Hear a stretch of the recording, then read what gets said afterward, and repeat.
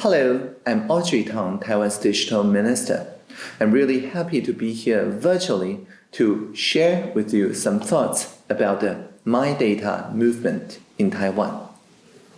In Taiwan, we already have a MyData portal at MyData.nat.gov.tw.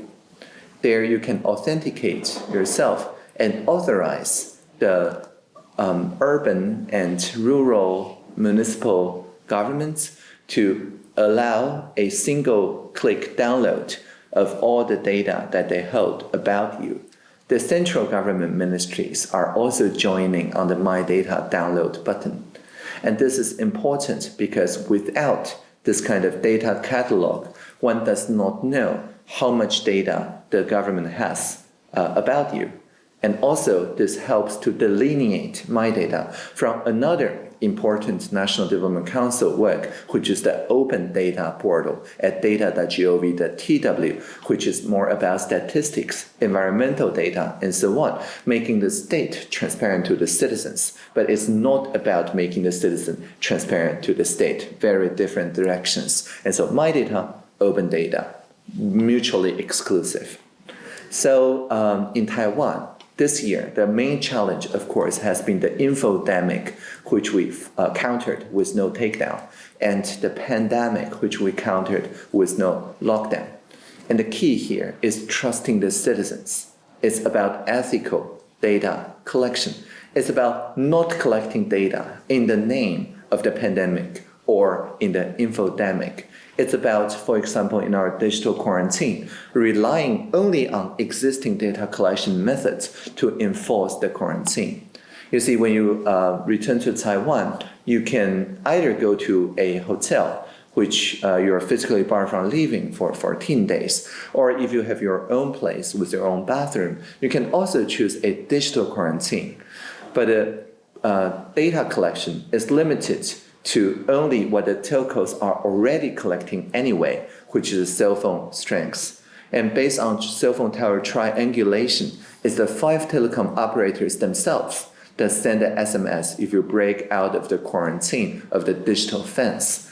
So the resolution, the fine-grainness is just about 50-meter radius, even in the most urban places. And you do not have to install any apps or turn on Wi-Fi or GPS or Bluetooth. So this makes it easier for people to reason and understand about the cybersecurity and privacy perimeters, making sure that people understand this is the same technology that powers the earthquake advance warnings as well as flood warnings. However, we also see the data collaboratives starting from, for example, MyData Taiwan, with their contribution of Logboard. People who want to maintain a diary of sorts can do so on their phone, but they do not have to, or they do not at all transmit those data to any central government or to anyone outside of their phone. This is more like a reminder that if they do get contacted by the contact tracers, they can look at their diary, sharing only the kind of data that's required for contact tracing without, because of imprecise memory and so on, divulging more than needed for their privacy enhancements from their own, but also their friends and families could be protected by the use of the Logboard, which is assistive intelligence to me. So the AI is not authoritarian intelligence. It merely assists one's own memory and make sure its value aligned to the individual and also accountable to the individual. So this alignment and accountability to me is the most important, the new normal in data practices. And finally, I would like to encourage the MyData community to engage with the Taiwanese civic hackers who not only visualize the mask availability for all the pharmacies starting from early February, but also build data collaboratives and coalitions on water and air quality monitoring, on sharing one's own health data, but only to the most trusted family members to send notifications, to remind each other to drink more water when there's scenarios of heat damage.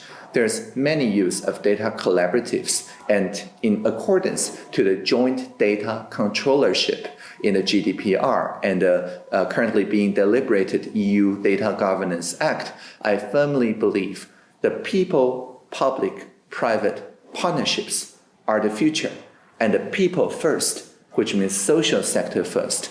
This norm is our way, aside from the existing, I would say, deficient norms about surveillance capitalism and surveillance statism.